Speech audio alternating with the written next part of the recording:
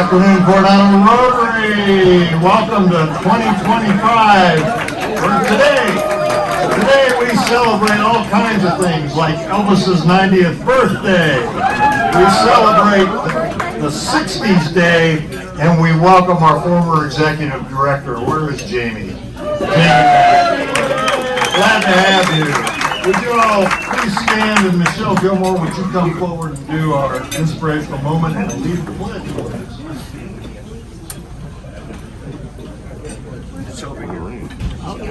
Is she here? Where's Michelle? Michelle.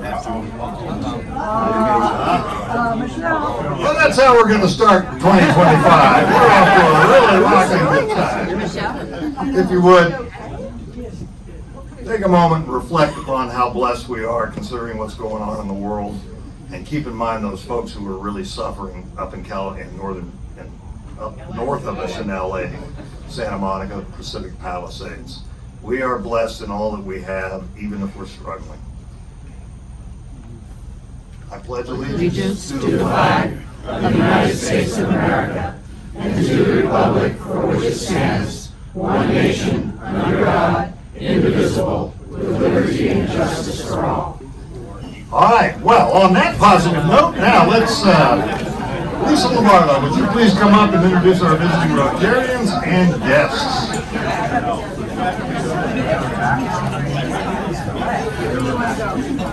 All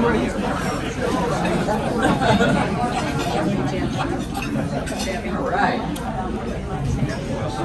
Good afternoon, everybody. I believe we have one visiting Rotarian today.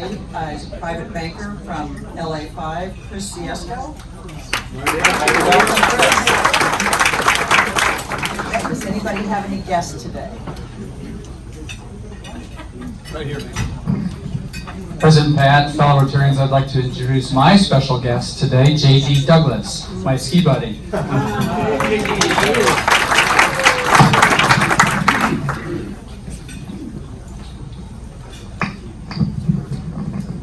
Thank you, President Pat and fellow Rotarians. Way over there is Bob Mendoza, my special guest, who will be joining our club soon. Thank you.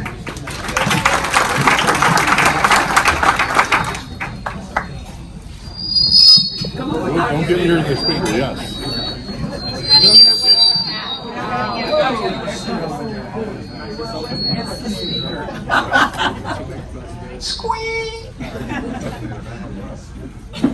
Thank you, President Pat and fellow Rotarians. It's my honor again to reintroduce my lovely wife, Holly.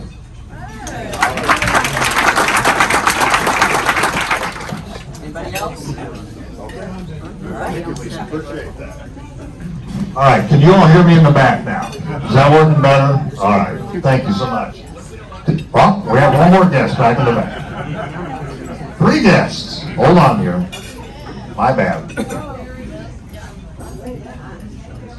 Hold on. Nobody can hear you.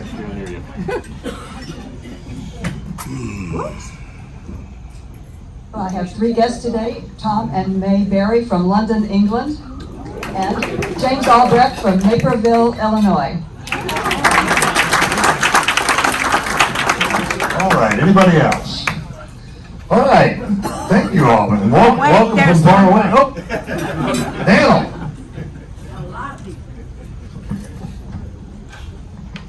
President Pat, fellow Rotarians, you'll see both these folks in a moment, but I have 2 guests today, Tony Teravainen and Veronica Worthington, both with STEP, the Support the Enlisted program. Again, you'll hear more about that shortly.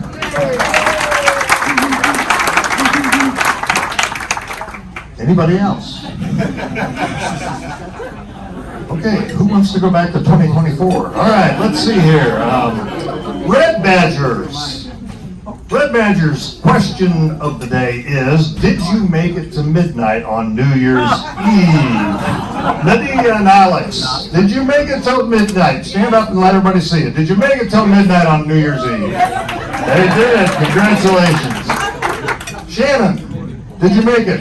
No, I did not make it. Melissa's not here, I don't believe. Julie Gallagher, did you make it till midnight? I think we all know I made it till midnight. Frances McCurdy. All right, let's see, Kathy McDonald, I know you're here. Did you make it till midnight? By accident, I just couldn't fall asleep. There's this thing called alcohol. Emily McGovern. I was just talking to Arthur over here. I made it to New Jersey time. Samantha. No, I was in bed by 7:30. And Carol Young. Carol? Did you make it till midnight? She did. Well, congratulations to those who didn't and who did, for all the reasons that apply. Let's see here. Daniel, could you and your guests come on up, please? We can make this presentation. John Duncan is here. John, would you come up too, please?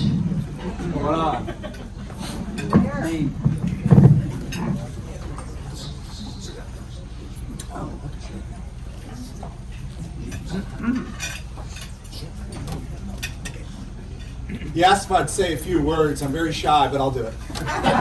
The operative word was few.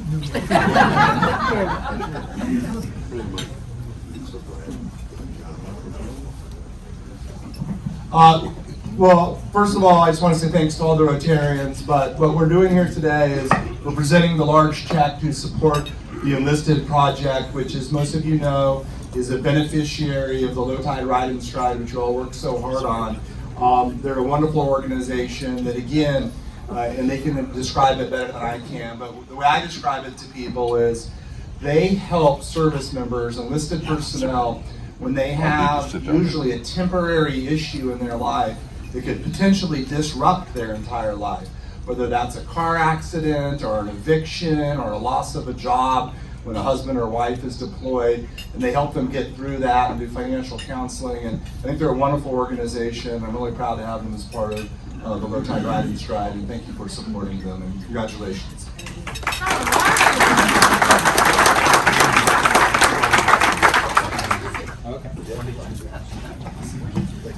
Certainly. Hi, my name's Tony Teravainen, and I just want to let you know that this is what lets me do what I have found my passion doing. 12 years ago, I quit my day job at Booz Allen Hamilton to start a nonprofit, to manage it and run it because nobody else would do it. And now 12 years later, we've helped almost 9,000 families. We're expanding across the country very slowly and responsibly, but we have offices in Washington State. I just received my first money from Hawaii to be able to go out there, and I've worked with the military leadership out there, and they're ready for us to come out there and help in Hawaii. And we'll slowly continue our march across the country, and that's because we continue to get calls from across the country, and we continue to get support from community members like you. We're not funded by the government. We're an extension of the government. We don't need federal funding or grants. It's just too difficult. Because we need to be responsive, and we need to be ready when these families have their issues. And as John described, when a family gets into crisis, they call us. And we help them through that crisis. But our main job is not just to help them through today's crisis. Our job is to make this their last crisis.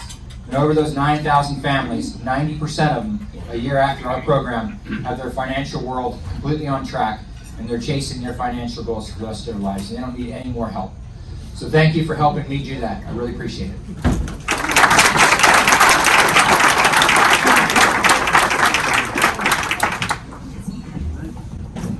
All right, so that's the result of a lot of your efforts. So pat yourself on the back because you've earned it on that one.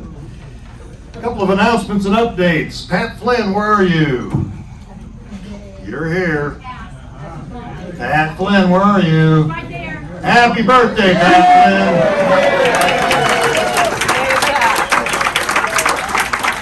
You know, Elvis was going to be here because it's his birthday too. But it's also Dave Anderson and Marianne Haskell's birthday. They're not with us, or we'd have wished it to them also. On a sad note, Chuck Howell's memorial service, many of you know Chuck, he passed recently, is the 11th. It's at 11 o'clock at the Episcopal Church. They're not asking for flowers, but if you want to make a donation to Safe Harbor, that's more than welcome. 11 o'clock on the 11th at the Episcopal Church. Some things that went on. We had the beach cleanup last month. We had the food bank last month. And boy, did we have a toy collection at our Christmas party. Did you all see that? Was that an amazing toy collection? What I had is Terry here. There she is. Terry, could you and Julie come up? I know Steph's not here. No. Stephanie Anderson. So, we had a great Christmas party. It was unique, it was fun-filled, it was multifaceted, and it was a result of these two ladies who didn't know they were going to get called up here for this. But you know, great work deserves a little accolade. So I am really honored to present these two special stars to you because you guys are stars of Rotary for the effort that you made.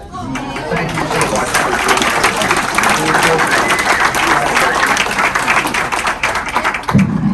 mention that the K's Yacht Club was collecting toys for a different organization, and when they saw our organization collection, on the spot they said, could we give our toys to Steph? Wow. And so it doubled the haul, which was really wonderful. That was great. We're blessed to have you.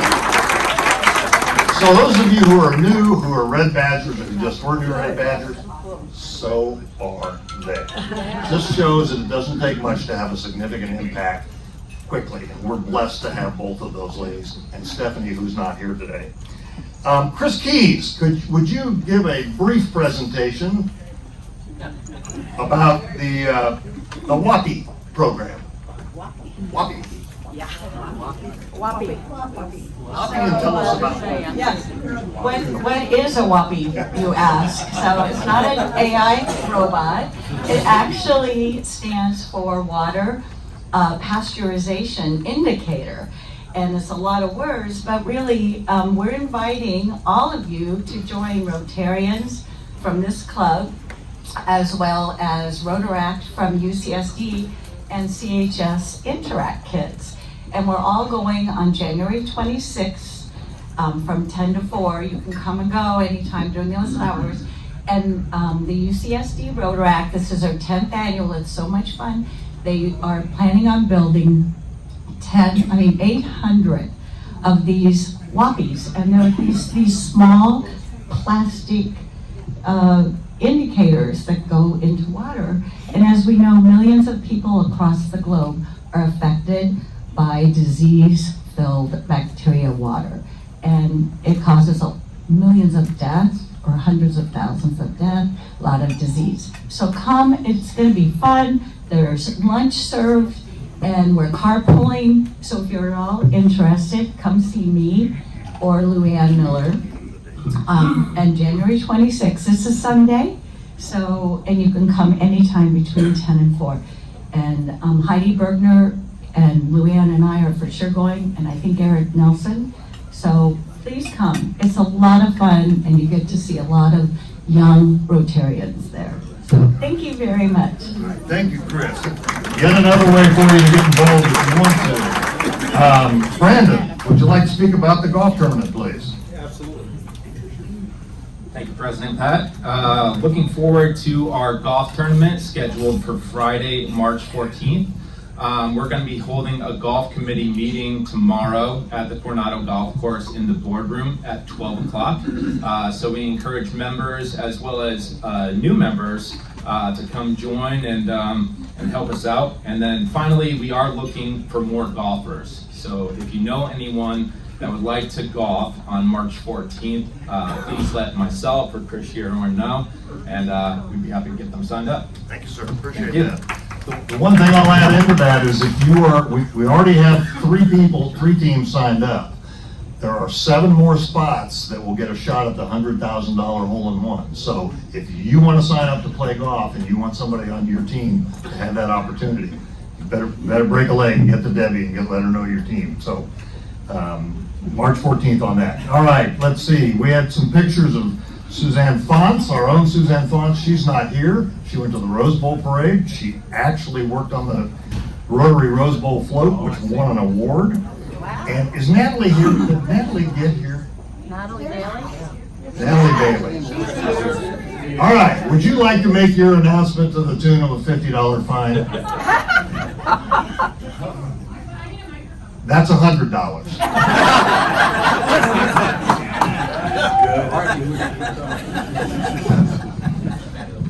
Hi everyone. Whoa. I have a very controversial announcement. It's controversial because it is not about Rotary, and it's also controversial because it's about the pancake breakfast,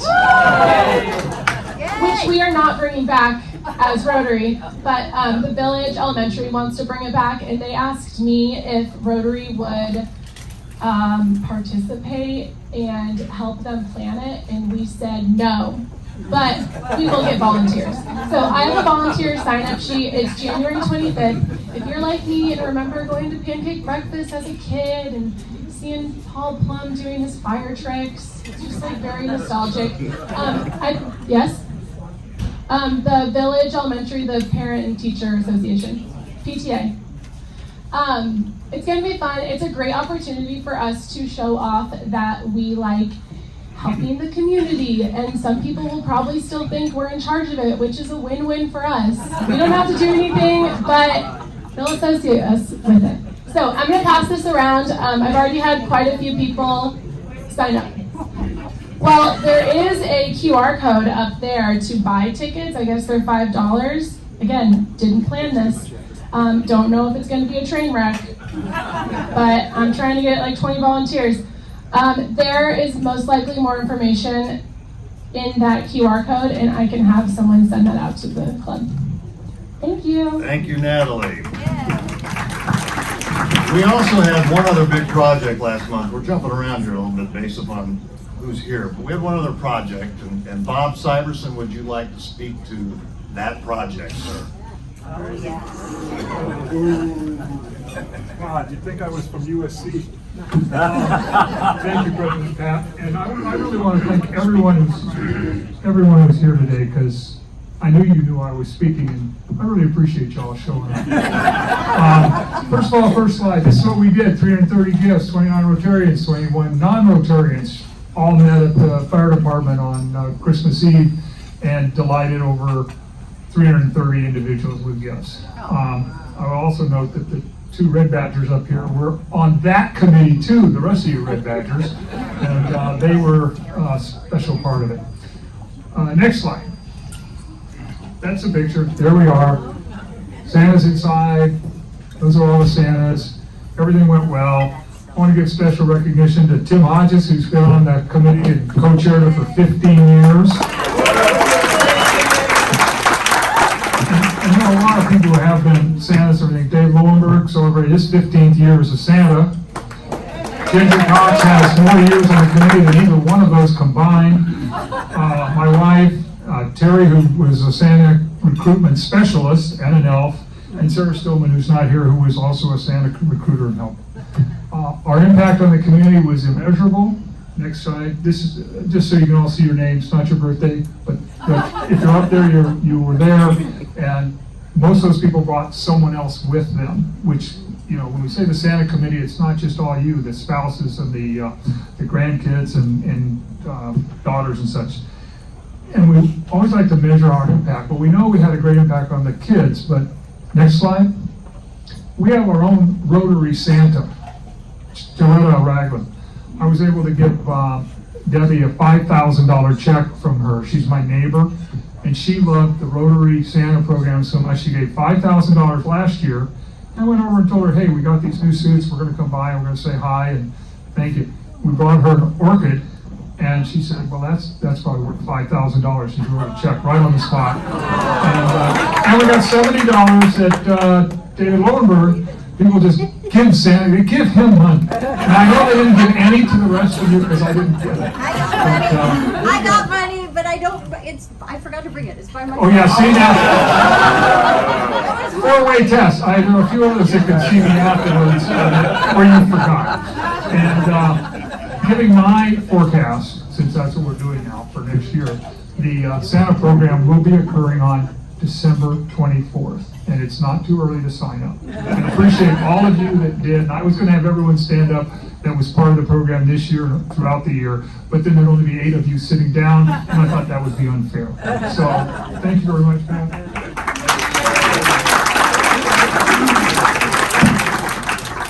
Okay, we have 3 items left to do. The first is the most important, and that is, Julie, could you and Megan and Tom, would you come up and would you do this very special thing called an induction into our club?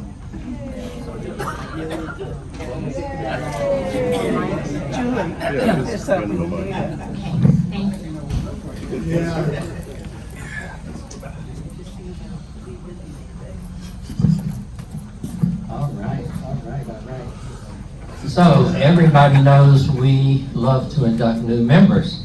And today we have a very special person. So President Pat, fellow Rotarians and guests, on behalf of our Rotary Club, it is my privilege and honor to introduce a special new member today. I would like to ask Julie to introduce her and give us her classification. Hello. It's my honor to introduce Megan Keller, and her classification is Wellness Warrior. And that is such a unique classification and the perfect classification for Megan. As you get to know her and her story and the impact that she has on everyone, her community, people she doesn't know, it's amazing, and she embodies the spirit of Rotary, and I'm so happy she's part of our club. Also, she loves bulldogs. She loves to bake.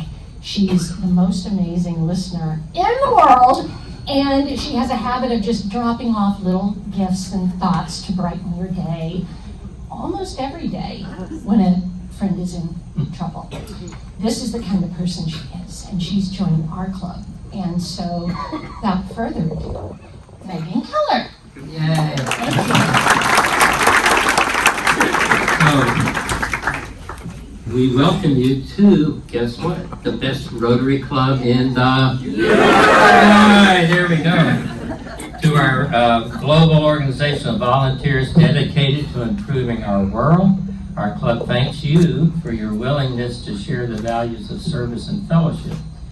You will be provided with many opportunities through the Rotary Club in our district to enhance and expand your professional and personal skills. These opportunities can be of great value. We encourage you to learn all you can about Rotary and to strengthen your own leadership and communication skills by actively participating in the activities of our club, including attending meetings, social events tomorrow, and service projects.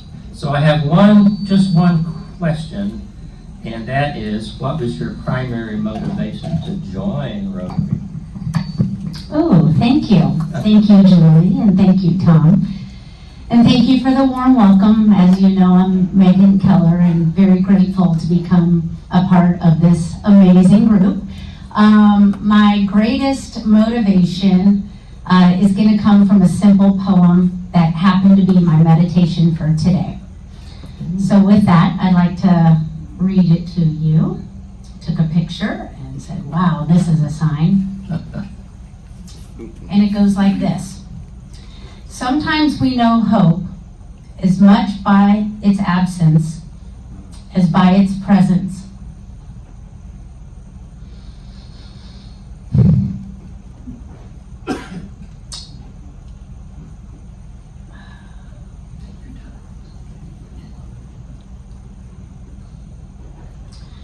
When we're depressed, hope seems almost unknowable, a total illusion. And then something happens. A friend calls and we mobilize ourselves, making an effort to be useful to ourselves or to someone else. The energy quickens. At least the moment has some meaning again, and that persistent note of hope without which we cannot live starts thrumming in our minds once more. The reason that's relevant for me and the defining moment for me was, not to bore you with my background, but In 2018, I found a home here, and we vacationed here with the boys quite often. In 2022, I lost my 16-year-old to suicide. Since then, my husband, Brian Cooper, and I have spent most of our days here while my older son is away at school in South Carolina. To make some hope out of our hell, Brian and I started in Phoenix, was the first event, a Kate's Day Suicide Prevention and Awareness event. And what that does is it funds the scholarship for the program that my son attended at a welding college. The punchline here is some dear friends, Pete and Ted at McPhee, said, Meg, would you guys ever do an event here? Brian and I thought, okay. Well, we did, and it has been an amazing event, 2 years now. So much so, our city has awarded us a proclamation for our efforts. To experience how much each and every one of you, but particularly our city of Coronado, has held Brian and me up in our time of grief and mourning, I can't think of a better thing I can do than say yes with all of you to Rotary. So here I am.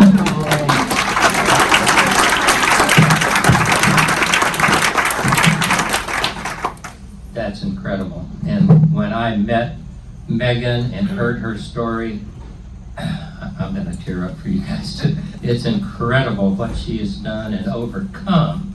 So I'm so proud of you for what you've done, and I thank you for sharing, because everyone here should know this story and what you're doing to help suicide. She jumped right in with both feet.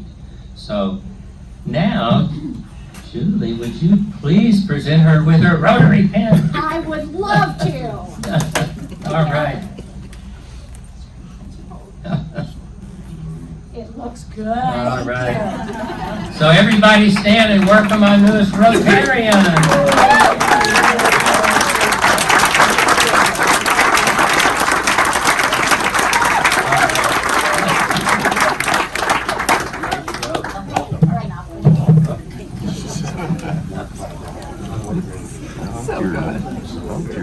I know.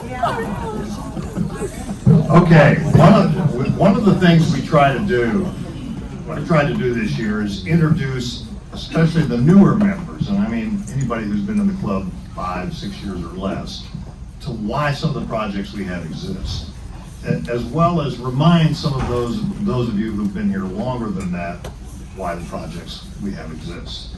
And so today we're going to get a brief 4-minute presentation by our president, past, Ivan Dunn, who's going to speak for a brief 4 minutes about the flag program that we all participate in. So Ivan. Yeah. How many minutes? Two guys back there holding up. Stand next to him, I'm keeping time. Thank you much, President Pat, fellow Rotarians and guests. This comes to you from the mentoring committee. Luann is the chairman. As he said, the focus is on helping some of the new folks know the background of some of these projects. We all know like flags on the avenue. But, this one gives you some insights into people who started it, how some of the things got done, and a wonderful program of cooperating with the city. Next slide. He's the guy that started it. You heard his name before. This man, when you think Rotarians at Work Day, when you think, things like Limbs of Freedom and all that, this is the guy that made it all happen. Next slide. Who was he? Just a brief rundown. He kind of did it all and much more. Next slide. Okay, the history, another one of his initiatives, you'll see more in a minute, but the concrete plastic pipes in the ground, that was a major effort.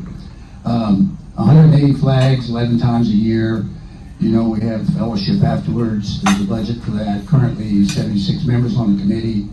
And it does represent a major display of Rotary and community support. And although the 11 are scheduled, there are things that are pop-ups. We did a special one time, one of the SEALs was got killed in combat, passed down the road over neighborhood cemetery. Anyway, we do things on pop-up requests like that for sure. Next one. Okay, that's history. Dan Gibson is the guy second from the flag. The rest of them I'd have to ask for help. But anyway. Okay, next slide. There they are, working on the things that go in the ground where we put the flags. See those round things, and they've got the plastic pipe in the center, and that's us working with the city, making that happen. I think that's James Simmerwall standing there. But that was not simple. I mean, you had to get city approval to do that, and those things are permanent. And we get a lot of requests sometimes. Can we put things in those holes that maybe advertise our business or something? No, it's sacred ground. It's sacred for use by this purpose here. Next slide. That's what they looked like before they were buried. Next slide. Okay, that's Bob Watson honoring Doug Weisbarth, who, as you know, is the honcho of this whole thing. I mean, we don't do anything without him saying yes or no. I mean, it's strictly people who know what I'm talking about. Okay, thank you, Doug, for everything you do. Next slide. Okay, details. We started at 650, you know that, place along the land, down started to landing.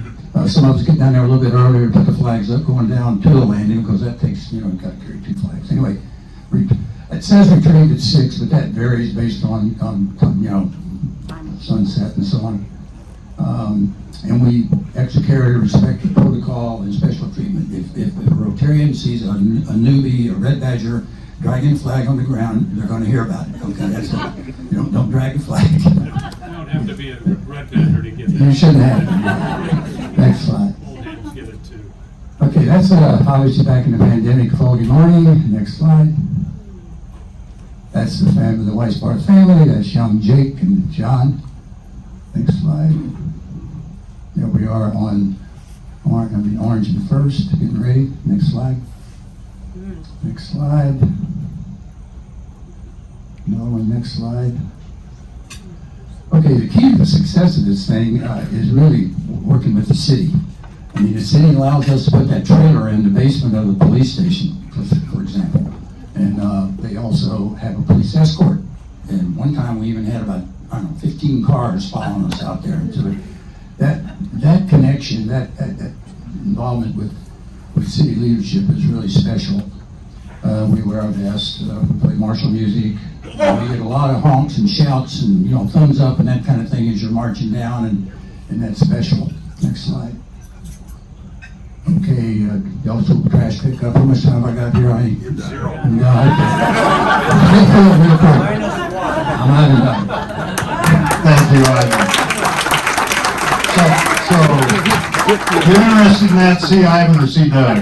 Doug is a honcho on that. I appreciate that. We just have a lot to do today. While our panel's coming up and having a seat, you have to remember that today is National Celebrate the 60s Day. And many of you were in the 60s. Some of you even remember the 60s. But I know one guy who was in college for all of the 1960s, and that's Rob Taylor. And so what's more appropriate than a lunch pail from Woodstock for 3 days of peace, love, and music. So Rob, come on up here and have this memento to celebrate the 60s.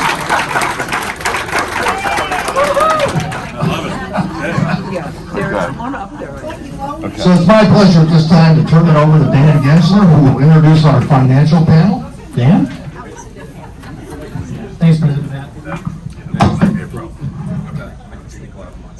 All right. Happy New Year, everybody. Welcome. Excited about our panel today. So we've got a couple of new faces up here. I want to begin by introducing Chris Shearhorn, who's immediately to my right. And Chris is at UBS and just had a baby, so he's taking a collection for college planning. Checks payable. And we have Rainier. You all know Rainier. Rainier's been on the club for quite some time and been very active. Brandon Mather is with our firm, Wealth Enhancement. So Brandon is my long-term succession, and delighted to have him on board. And looking forward to sharing the comments and so forth that we have today. The process that we're going to go through is I'm going to actually just ask a single question of each of these people. We'll rotate through them with different questions and try to get it done. I've got 18 questions, and so you each get about 90 seconds so we can work through this. All right, so I'm going to start with Rainier. Given the current economic environment, what are your biggest macroeconomic challenges that face investors and that they should be paying attention to right now? Okay. Well, right now the economy is in pretty decent shape. The expectations for GDP growth have actually been moving up from about 1.7% 4 months ago to about 2.1% today. Jobs growth is starting to slow a little bit, but we're still creating about 148,000 jobs on average. And as long as the economy is creating jobs, we typically avoid recession. So we're in pretty good shape there. But by far, the biggest concern is inflation, because a lot of the market's returns are determined by Federal Reserve policy. And if inflation goes back up and it stays sticky, that means the Federal Reserve won't be able to go drop interest rates as expected. And the market used to expect interest rates to drop from 4.5% down to 3%. But because inflation has been a little sticky, the expectations are only for it to go down to 4%. And right now, the market is looking at the CPI numbers, it's about 2.7%, and the Federal Reserve's target is to bring it down to 2%. But going back to 1926, inflation has averaged 2.9%, so I think that's a little bit of an unrealistic target. So if inflation stays higher, interest rates stay higher, and that makes stocks a little bit less attractive. All right, Chris, you're up next. So given the surge in the equity markets that we've all experienced the last couple of years, what is the outlook, and what can we anticipate in 2025? Yeah, each of the last 2 years, the stock market has done exceedingly well. S&P 500 up about 25% each of the last 2 years. Now, historically, year 3, following 2 years of 20% or more return, the average return on year 3 is about 7%. I think investors can expect something closer to 7% than 25% we've gotten the last 2 years. Now, do you need to make any changes? I don't think so. I think it's best, if you haven't, to assess your financial position, identify your goals, your objectives, and come up with an allocation that works for you, and more or less stick with it. Maybe make minor tweaks as the years go by, but stick with it. At the beginning of 2024, nobody projected that the stock market would be up 24%. We're all pleasantly surprised. I think we're very lucky to live in this country made up of great companies, and if you stay invested over the long term in these great companies, I think you'll be rewarded nicely. Thanks. Brandon, all right, any sectors that you favor or are staying away from? Yeah, definitely. When we look at 2025, we want to look at sectors that can benefit perhaps from a declining interest rate environment, as well as will continue that upwards momentum that we've seen from 2023 and 2024. So first, I would look at technology to continue that trend. I think there's going to be huge growth in artificial intelligence, cloud computing, as well as cybersecurity. I would also take a look at companies involved in software and semiconductors as well. But always note that technology is also going to be one of the most volatile sectors, as we saw yesterday in the market in the first 4 days of trading. So although it has an upwards trajectory, I would be, able to stomach some volatility in the short term. I'd also look at healthcare as a sector that could benefit in 2025.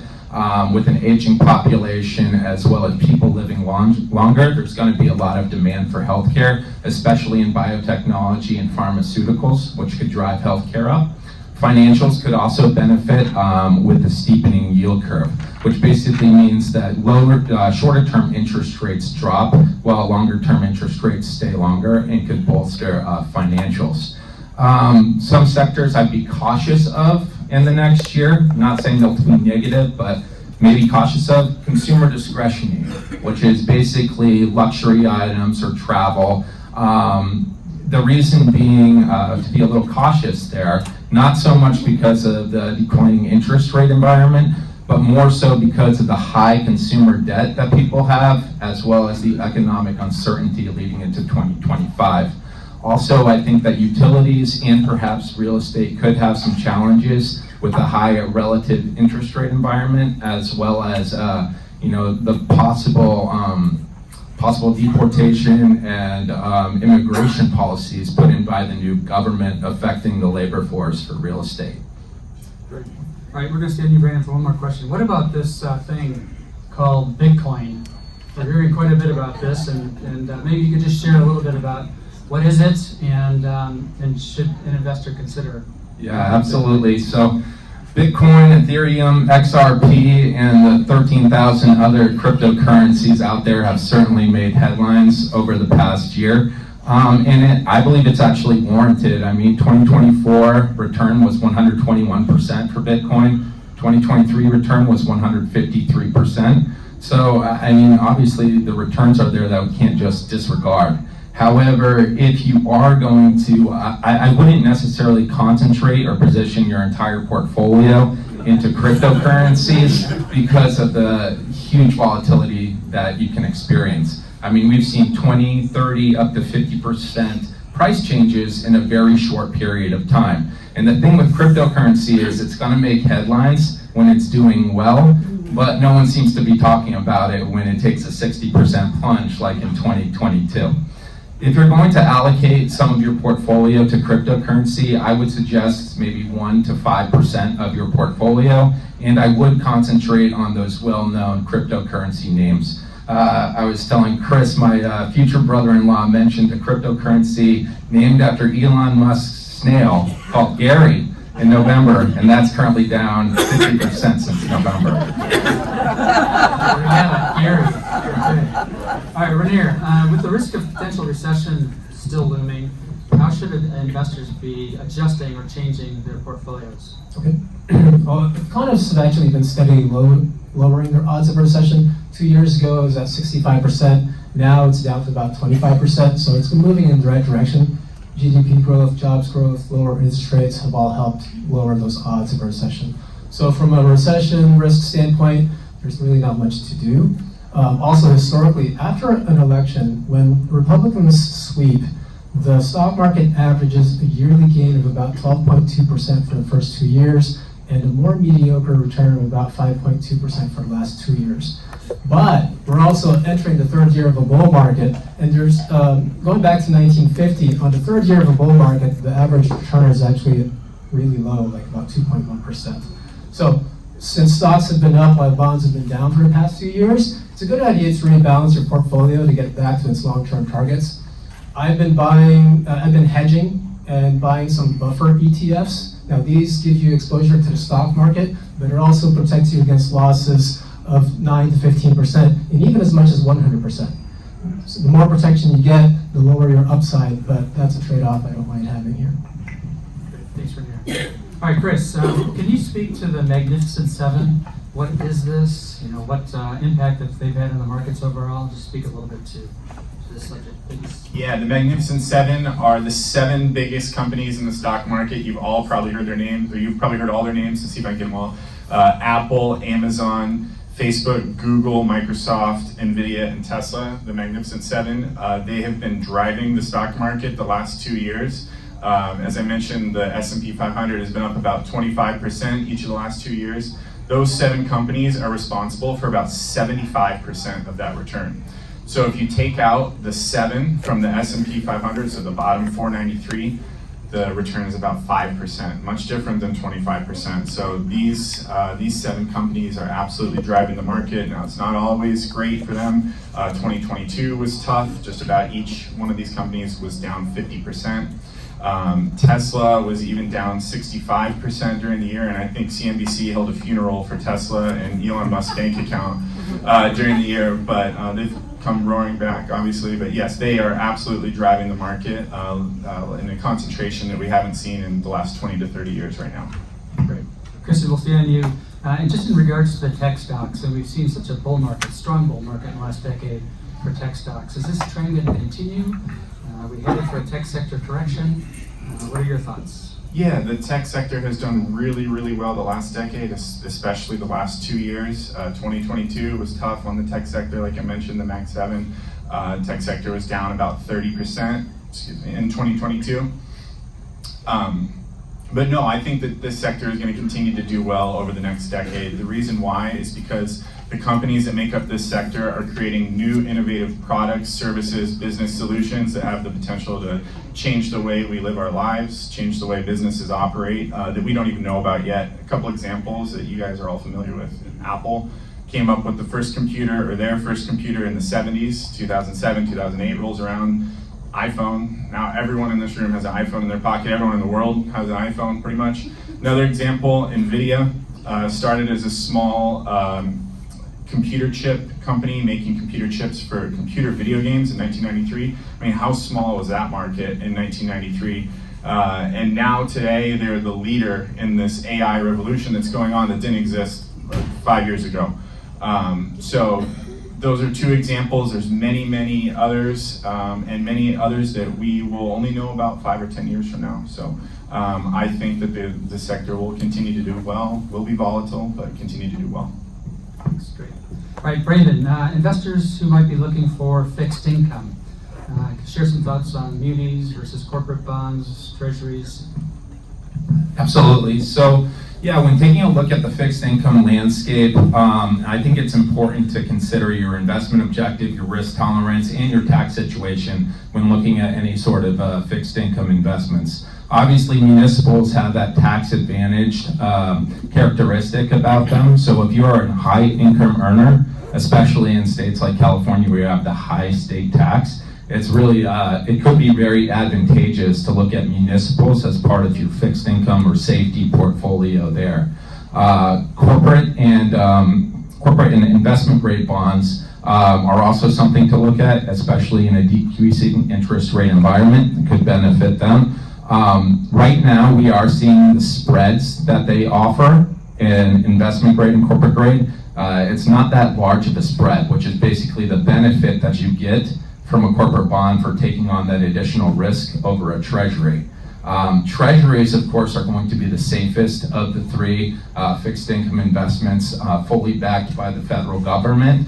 Actually, right now, they are providing some pretty nice yields, and even with an interest rate decrease pending, possibly to this year, I still think it's a nice time to look at treasuries, especially if you need that liquidity and you're focusing on the safety portion. The one bond class that I would kind of stray away from, at least at this time, is the really high yields or junk bonds. Once again, you know, those are BBB rated or below.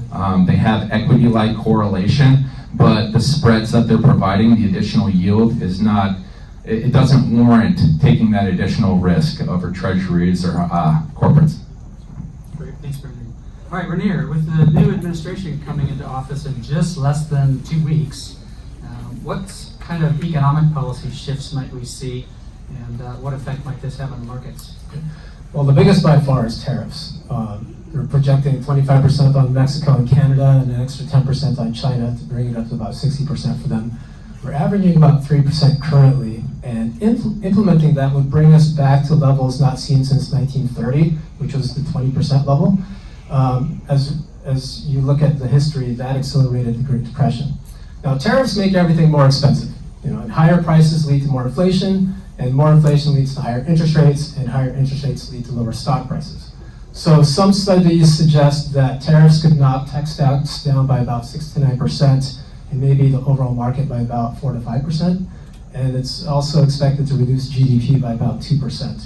So hopefully it's just a negotiation tactic and real numbers won't be as bad, but in any case, I'm not looking forward to the week of January 20. All right, thanks. Chris, so in terms of the Federal Reserve and short-term rates that we've seen adjusted starting in September, we're down 3 moves at the last part of 24, a 1% reduction in rates from 5.25 to 4.25. What do you see the Fed doing as we go into 25 now, and how does this in fact affect investors? Yeah, the biggest thing that it means for investors, I think, is you're going to be earning less on your safe assets. I'm talking about money market funds, short-term CDs, short-term treasury bills. A lot of people put a lot of money in those investments the last few years because they had a great return, 5.5%, basically risk-free, a great place to put your money. Now people are going to have to look elsewhere to get that 5.5%. What to expect from the Fed in 2025. They had their last meeting December 17th and 18th. They announced that they're going to be cutting rates. They changed their projection from 3 to 2 cuts for 2025. As you guys have seen, the stock market did not like that the last few weeks. We've seen a pretty big sell-off. The reason why is because they're concerned with inflation. They're concerned inflation will come back stronger, and so if it holds on this path that they have projected for 2025, I think we're seeing a lot of the price in of the drop in equity markets the last couple of weeks. But if inflation's stronger and they can only cut rates once or not at all in 2025, I think we'll see more of a sell-off in the equity market in 2025. Thanks, Chris. Rainier, so we've been watching these short-term rates in the last couple of months drop, and the long-term rates dropped initially, and then we started to see them rise. And so we've almost seen a 100 basis point or a 1% change in rates, which is pretty substantial when you're in the threes and jump into the high fours. Why is this happening, and is this a good time to be considering longer-term positions in bonds? Well, interest rates act as a gas pedal or a brake pedal to the economy. And so when inflation was skyrocketing, the Federal Reserve raised rates to slow the economy and reduce inflation. Well, that worked, but it also works in the opposite direction. So when short-term rates were dropped aggressively, by 1% over the course of 5 months, that makes the economy grow faster, and it also increases inflation. Now, longer-term inflation expectations started to go up at that point, and higher inflation expectations lead to higher bond yields. So that's why you can cut short-term rates, but then have the longer-term rates go up. Now, is it a good time to invest in longer-term bonds?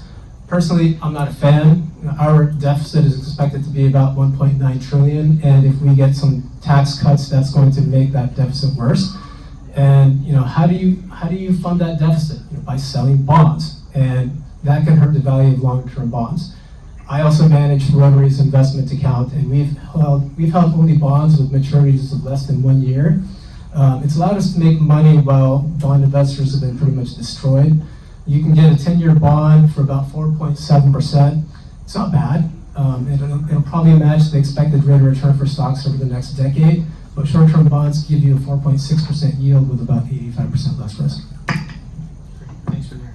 All right, Brian, I want to go just into a planning opportunity question.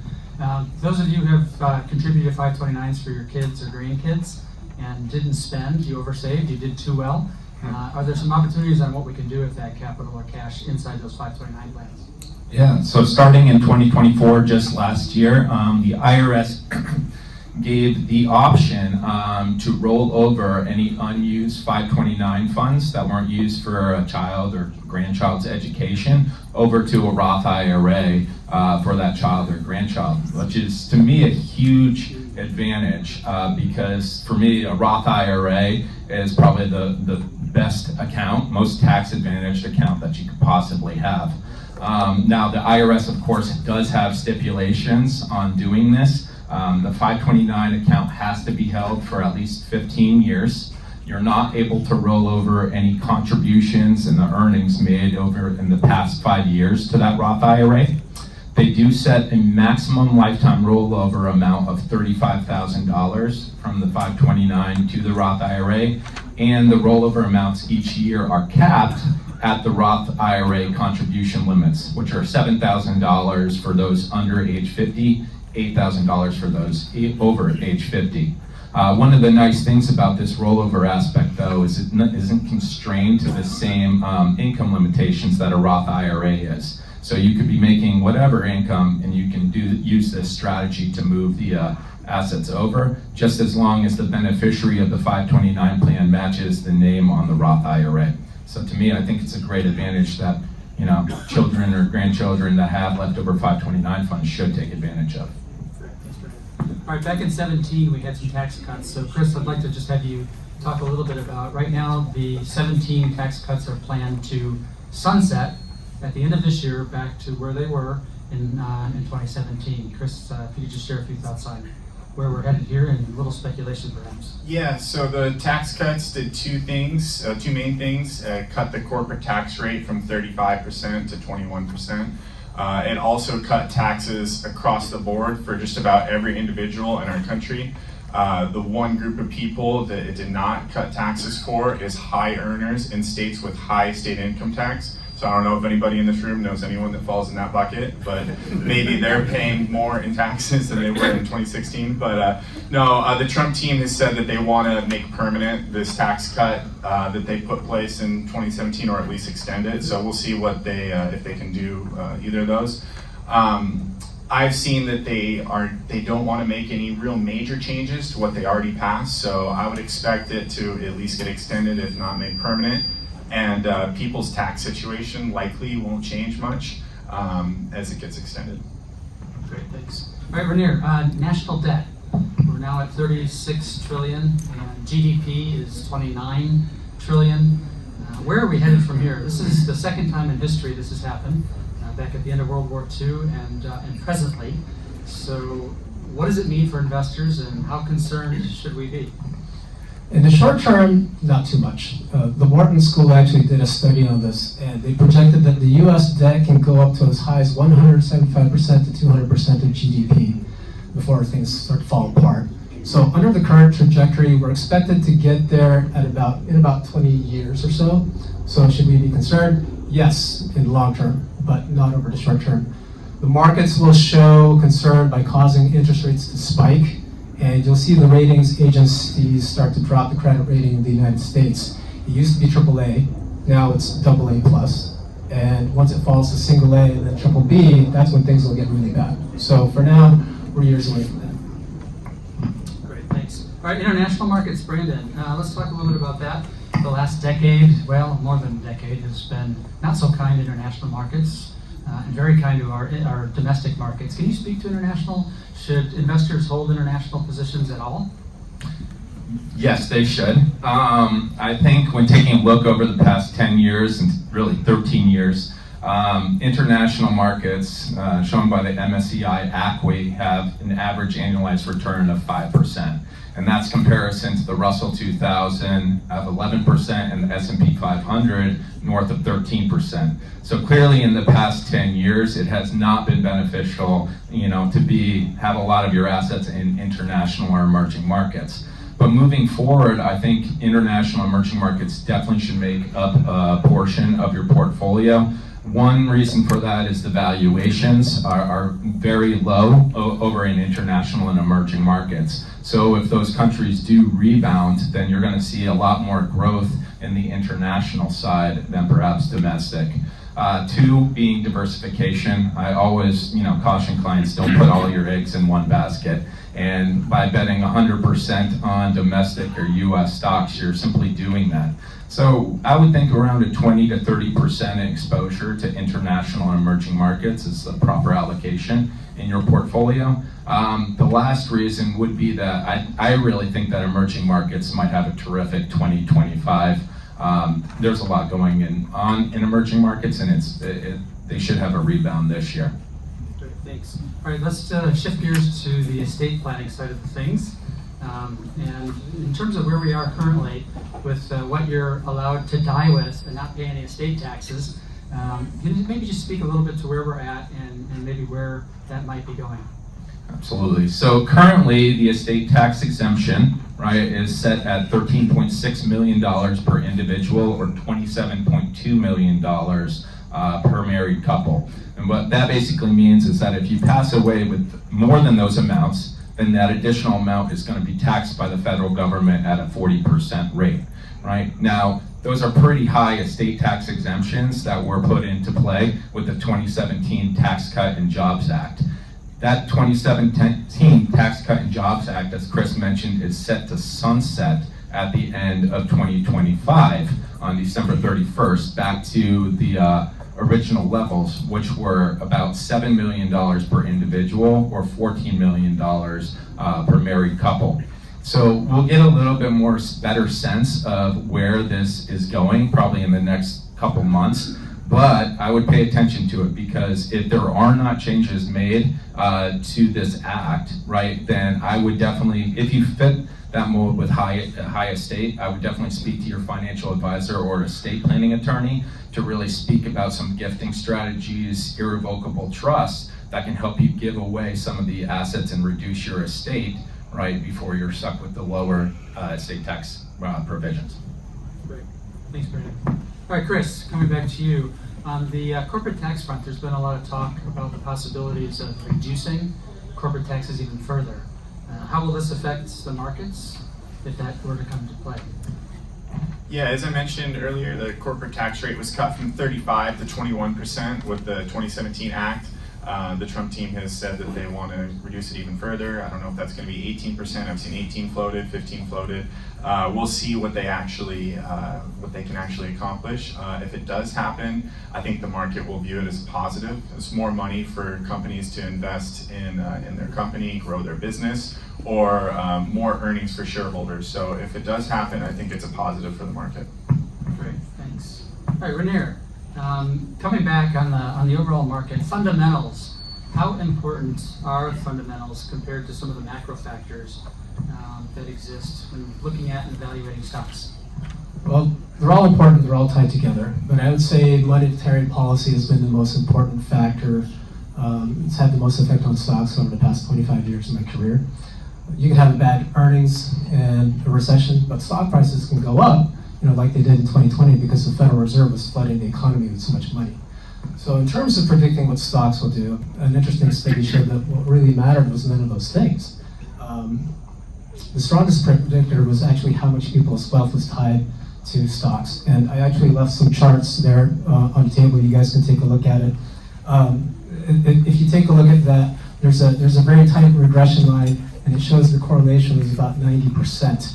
And the more people own stocks, the lower its future returns. The less people own stocks, the higher its future returns. So if you take a look at the equity ownership of stocks right now, it's currently at 48%. This matches the all-time high back in like 1999, 2000, which was the peak of the 2000 dot-com bubble. And if we take a look at that regression line, it's expecting that over the next 10 years, the average rate of return for stocks could be as low as 1% per year. So that's a little bit problematic. It also has the highest correlation among all predictive stock market methods. So it's something to keep in the back of your mind. Percentages can go even higher. The timing is always a little tricky, but it's something to watch out for when mean reversion eventually happens. Great, thanks. Okay, so just a little summary. Of course, we're a little bit of inflation still being a concern. Tech stocks are likely to continue is a bit of the consensus, I think, on what I'm hearing. Munis and treasuries offer some opportunity. Also looking at this tariff concern could be something that we might need to keep our eye on. Corporate taxes might offset that. We'll see if we get a reduction there. There could be some help on that front as well. As far as our debt, it is problematic, but it looks like we've got some room, according to some of the things we heard from Rainier, on how high that debt can go before it becomes really problematic. International, continue to keep, or if you don't have it, add it to the portfolio. Seems like a good consensus that we're also getting. And again, with so many people invested today, as I hear Rainier state, 48% of our population is invested in markets, if I understood that correctly. We may, especially with the accelerated returns, we might be looking at a decade where we don't see as a bit of activity. This could be kind of resemblance of the dot-com aftermath. After '99, we saw a decade of negative performance with the S&P 500. So the last question I'm going to finish with, and hand this back to Pat, is one that we're going to hold your feet to the fire on. And where's the market going to end the year? So if you can give us some idea of what percentage return we can expect for 2025 in market return. Let's start with you, Chris. Pressure with being first. Okay, sorry. No, I think that these guys touched on some good points. I think that our stock market is a little bit overvalued right now. I don't think that I think that our economy is strong though, and we're in good position. I think that we're going to grow into our valuation slowly, hopefully, over the next 10 years. I believe in our country. I believe in the companies that make up our stock market. I think the stock market will be up about 5% as we sit here next year. So for me, the way I'm looking at it is if historically markets go up about 12% on average for the first 2 years of a Republican administration, but on the third year of a bull market, stocks only go up about 2%. I'm going to split that and say, I'm going to guess about 7%. All right. I'm going to be the optimist in this group. Last January, I think a lot of economists were predicting around a 9 or 10% return in our markets, and obviously we had a 23% to 25% return in the S&P. I still think we have some room to grow. I think that there's a lot of cash on the sideline that's going to be implemented into bonds and stocks, especially as interest rates decrease. I'm predicting a 13% growth rate in 2020. I hope Brandon's right. All right, let's give a hand. Actually, we're out of time, Fred, so you're welcome. These guys will stick around. And so if we give everybody a hand on the panel.